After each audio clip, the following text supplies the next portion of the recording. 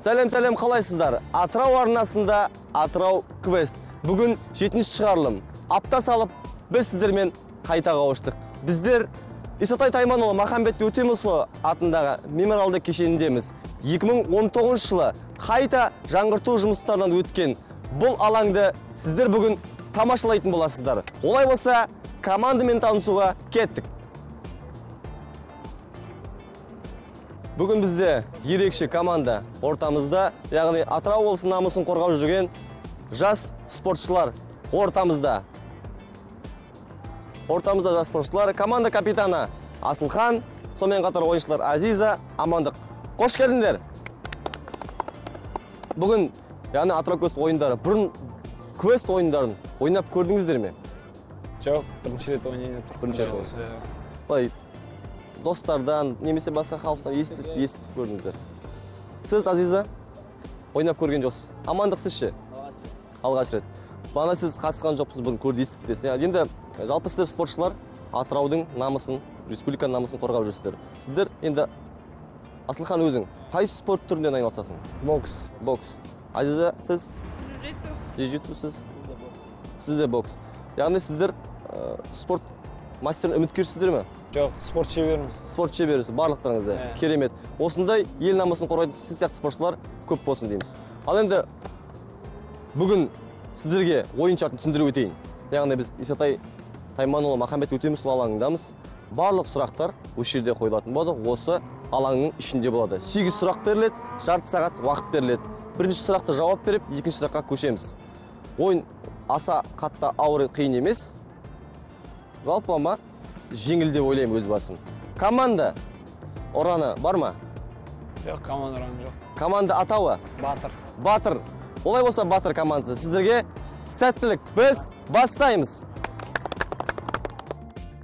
Рингте бізге маңызды, рингте тез ойланып, тез жұмыс жасау керек, баспен ойланып. Әсер жақсы болды, әсер тез ойлану керек, тез жауап беру керек.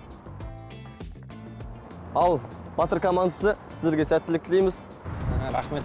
Мысалы, сіздердің ой жүректеріңізге, шапшаңдықтарыңызға бұл ойын үшеуіңізге де барлы байланысты ерекше рөл сіздерге беріледі. Олай болса біз бастаймыз. Сұрақ сіздерге.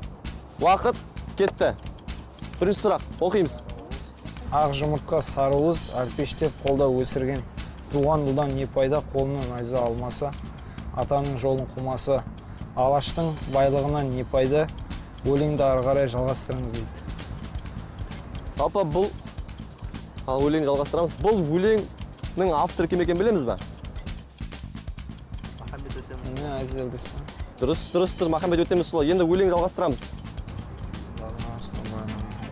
Енді осы өлең Махамбет Өтемісұлы өздеріңіз айтып тұрсыздар. Жалпы осы жерде тұрған жебеге ұқсас моменталды тастар бар, монументтер бар. Сол жерде жазылған жеңілдік сіздерге. Табу керек. Ал кеттік ал. Уақыт, команда уақыт. Яқты қарай берейін.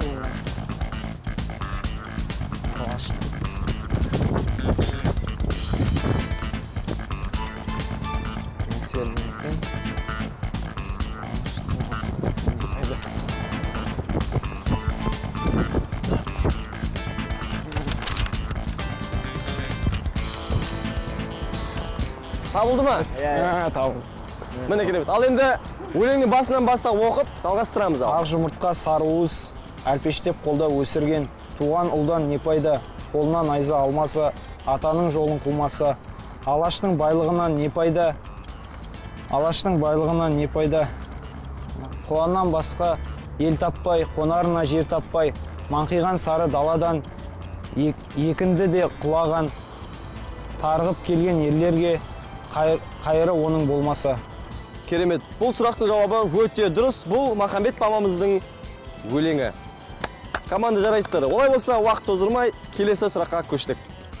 Сіз тұрған аймақта қанша рет Атырау сөзі жазылған? Тауып беріңіз. Біз тұрған аймақта Атырау сөзі қанша рет жазылған? Ал олай болса, санаймыз. Командалық жұмыс. Анда үшеу, төртеу. Мына жақта үшеу. Санаймыз. Біреу, екеу. Төртеу, бесеу, алтау, жетеу. Қарашы, мынада үшеу тұр. Şu anda Türkçe otur. Иә. En Türkçe. 5, 6, 7 астында тұр ғой тағы бір. Ha, yeter. Жетеу. Қараймыз, дұрыстап қараймыз команда. Қараймыз. Жүреміз, әлі үлкен де кіші жазу бар ма? Атырау деген жазу. Қараймыз, қараймыз. Олай болса кеттік. Жетеу. Атырау. Аны тұр ғой 8. Атырау жазуын біздің 8, иә. Тағы жүрек батыр бармандай. командалар. Біздер 8. санап кетті. Көреміз нақты жауаптарын. 8. Бәрін үйтіп қарау керек қой. 8 ғой, 8. 8 сөз бар. Соңғы нақты жауаптарыңыз ба? 8 ба? Жеңілдік ойланайық. Кішкене ойланайық. Одан да бар әлі. Көріп Ал санаңыздар. 8 не көріп тұрық біздер Атырау деген сөз. Ал көрейік ал. Мына 1, ана үлкен жазу. Мына жерде 3, 4, мына жерде 5 жүректе. Қарамағыз тұрға Атырау деген жазылған. Міне команданың көмегі көрдіңіз ба? Қараңыз, артта жазу бар ма екен ол жерде? Болды. Онда 8, 9, 10, 11. 11 сөз. 11. Біреу санаймыз. Біреу Шаңырақта үлкені. тұрған нешеу? Шаңырақта тұрған 6. 6. Және де латынша жазылған Иә. Жетеу мына жерде общий. 8, мынаумен 8. Мен сүйікті қалам Атырау деген. дұрыс, өте дұрыс. 8 міне 9, 10 астындағымен 11. Бұл сұраққа сіздер дәл және дұрыс жауап бердіңіздер. Екінші сұрақ. Міне көрдіңіз командалық жұмыс қандай. Команда капитаны өзің асылған. Бірақ командамен де ақылдасқан дұрыс. Басында кішкене шатасып, содан кейін уже еске түсті сразу. Үшінші сұрақ кеттік. Исатай Махамбет алаңында қанша домбыра қойылған санап көріңіз дейді. Ал кеттік ал. Мына жерде Домбыра. 3, 6 ғой мына жерде. Жетеу. Жетеу домбыра. Жетеу. Ойланамыз тағы. Сіздерге жеңілдік беріп жатырмын. Ойланамыз әлі. Бұл тек қана 7 домбыра емес сияқты деп ойлаймын. Қараймыз. 7 домбыра. Айза тапшыш.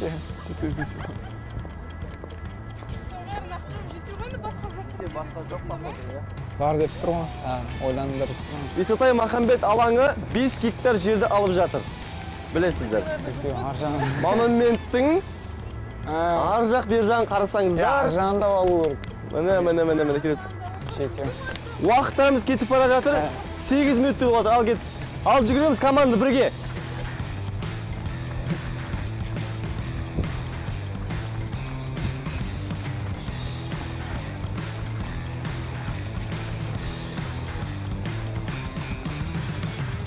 Қараймыз. 8 Жалпы домбыра. команда біз осы Махамбет Исатай алаңында жаңғырту жұмыстарынан кейін қанша рет келдіңіздер?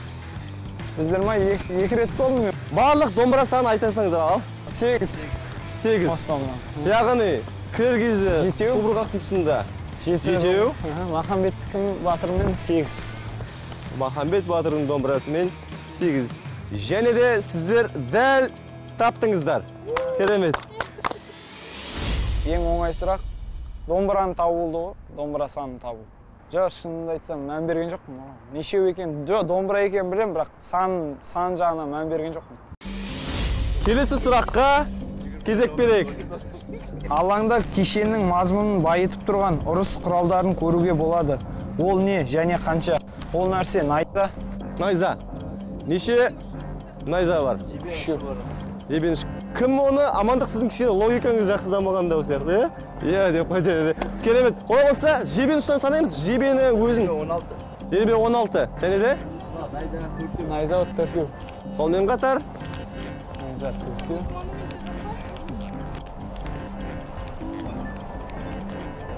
Қараймыз тағы да. Ойланамыз. Қараймыз. Не бар ета? Алаңда деді. Сұрақты қайта оқуға ба? Алаңда, иә, алаңда ғой. Соғыс құралдары. Соғыс құралдары. Ұрыс құралдары. Найза кіреді, жебе, жебе ұштары, иә? Яғни осы біздің монументтердің жебе ұштарын деген жасалған, иә? Сол, жалпы үш жерде тұрған бізде 16 және де және 3 жебе 4 жебе барлығын қосқанда 20 соңғырақ жауаптарыңыз. иә 20 бізде Ұрыс құралдар жата ма екен? Жансыз нәрсе айтып отырсыз, жанды нәрсе. 20 иә біз болды деп шештің нақты жауаптарыңыз. 20 Сіздер дәл тура жауап бердіңіздер. Керемет. Я ошибаемся, да просто. Айват келесі. сондай-ақ бұл алаңда көне түркі қаласының келбеті бейнеленген қай жерде екенін тез тауып көріңіз. Мынау деп ойлаймын Махамбеттің артында бейнеленген. Көрейік. Дәл солай болса, мен сіздерге тағы сұрақтарым бар осы жерде. Ал кеттік ал.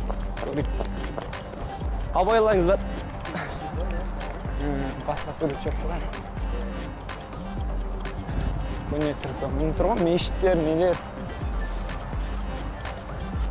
Осы деп ойлаймын мен. Себебі бұл мешіттер, мешіттердің суреті.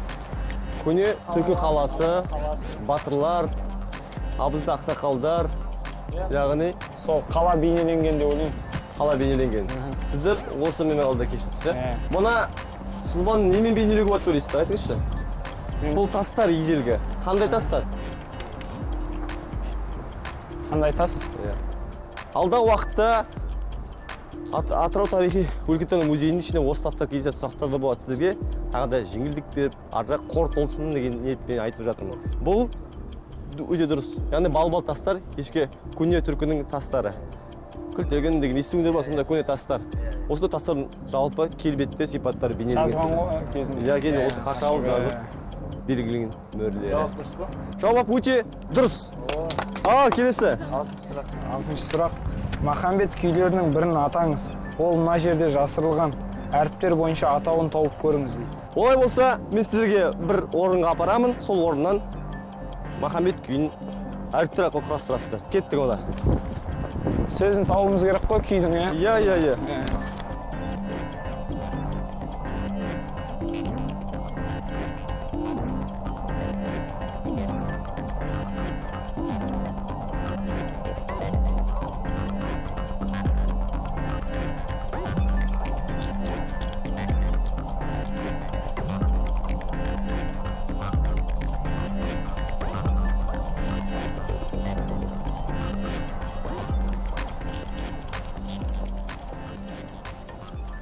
Ал алдарыңызда әріптер жатыр. Осы әріптерден күйдің атауын табыңыздар. Түсінікті.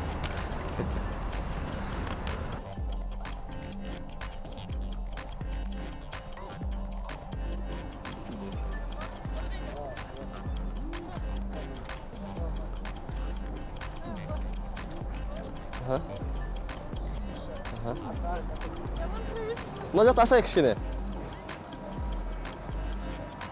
Ал Асылхан, сұрақты кері оқып жібер. Азиза оқи. Азиза оқи ғой. Махамбет күйлерінің бірін атаңыз, ол мына жерде жасырылған. Ол күйдің атауы Жұмыр қылыш. Жұмыр қылыш. Сіздерге де тағы да шапалақ. 6 сұраққа дәл нақты жауап бердіңіздер. Ал команда, 6 сұраққа дәл нақты жауап бердіңіздер. Келесі 5-ші сұраққа көшсек. Келесі 7-ші сұрақ. Алаңдағы су бұрқақтың санын тез санап, сол сөзге келтіріп мақал айтыңыз дейді. Су бұрқақтар, да, санайық. Неше біз болған?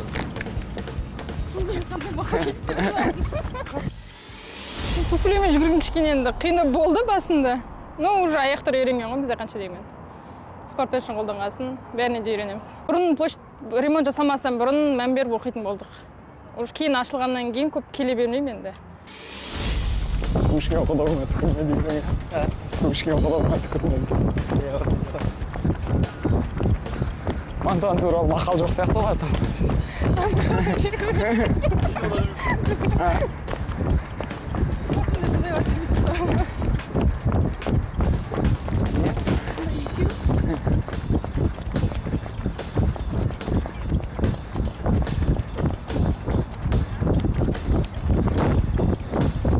Мынау үшеу ортадан. Жердегі ше. Жерде үшеу оны. Төртеу, бесеу, алтау ғой жердегі. Мынау ма жерде? А? Қайсы? Жетем. Я үшеуі тұр. Жетем. Жетем.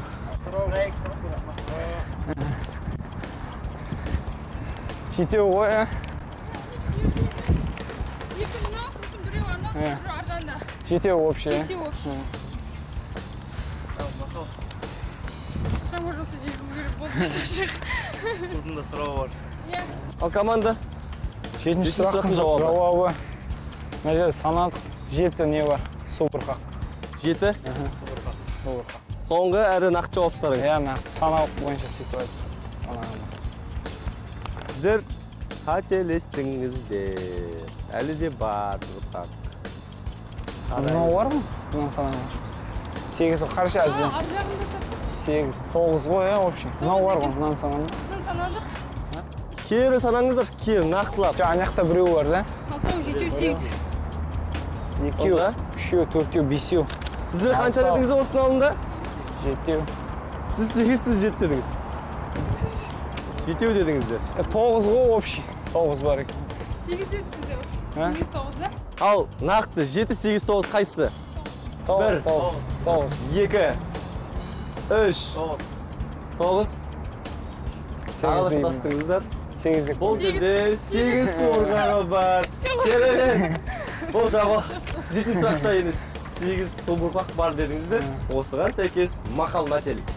Судың да сұрауы бар. Су туралы ма? Су бұрқағы. Жоқ, қасаптысын ренжімеңіздер. 8 саны туралы деді. Сұрақ оқыңызшы. 8 сан туралы ма? Мақал айтыңыз дейді. 8 сан туралы айту керек қой. Алаңдағы су бұрқақтың санын тез санап, сол сөзге кетіріп мақал айтыңыз дейді. 8-ден келетін мақал айту керек қой. Жат жетім жетеу.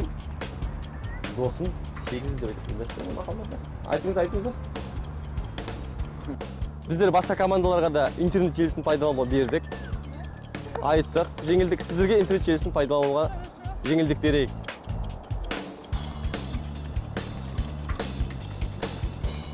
Оқимыз. Айза оқыңыз. Дос 8 болса, дұшпан 8. Аха, Жаманның аяғы 8, бір шамаласа, бірі шалады. келесі. Санақ санамай 8 деме, сынап сынамай дос деме. Керемет. 3 мақалды әдемі Google арқадан таптыңыздар дейсіз. Басындағы дұшпан 8 болса, дос 8. Соның мағынасын түсіндіріп беріңіздерші. Қанша досың болсаң, сонда дұшпаның болады. Шобалап келіп тұр, амандық сіз үндемей қалдыңыз ғой. Басқа ямай отыр. Сколько людей, сколько мнений деген сияқты ғой. Өте дұрыс. Олай болса 7-ші сұраққа дәл нақты жауап бердіңіздер. Ең қиын фантом болды ғой бізге, сол су бұрқақ табу саны. Ойлағанда енді командама көмектесіп, жеңіс әкелуді ойлайсыз ғой, басқа арты қой болмайды ондай. 8-ші сұрақ. Соңғы сұрақ. Ақтабан аты астында, дуылғасы басында, зығырданы қайнайды, астына мінген ақтабан ақ бөкенде ойнайды деп суреттелген қай батыр дейді. Амандық жауап береді. Мықты, не деген бұл не шапшаңдылық, шапалақ. Ол қай жерде орналасқан? Исатай Тайман, мына жерде. Басқа командалар айтарым енді. Ол жерде тез ойланып, уақыттан тез ойланып, тез жауап беруге тырысу керек деп ойлаймын оларға. Уақытты тиімді пайдалануға, дұрыс жауап беруге. Ал батыр командасы жақсы, нақты, терең жауап бердіңіздер. Мен үшін ойыным өз басыма ұнады. Көрермендік ұнайма, ол көрермендердің өздері бағасын бере жатар. Жақсы уақытымен, шапшаңдықтарымызбен.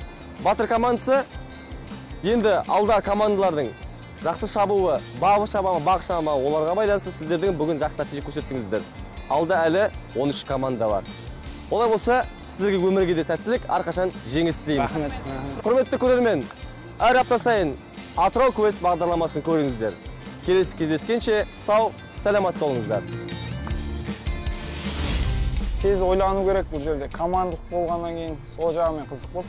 Командалық жақсы, қызықты.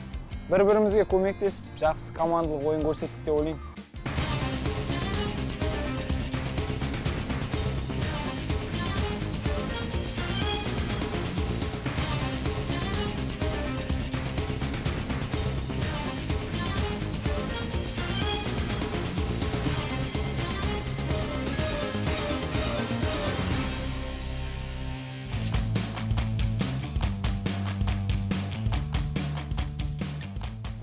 Бұл Исентай Тайманұлы Махамбет Өтемісұлы атындағы мемориалдық кешен 2003 жылы ел президенті Нұрсұлтан Әбішұлы Назарбаевтың қатысуымен ерекше мерекелік шарада ашылды. Бұл шара яғни Махамбет Өтемісұлы атында 2 жылдығына орай Е-дубль Атырау арнасының музейлік квест, яғни Атырау квест дейтін бағдарлама бүгін сіздерге ерекше осы Махамбет алаңына қойымыз.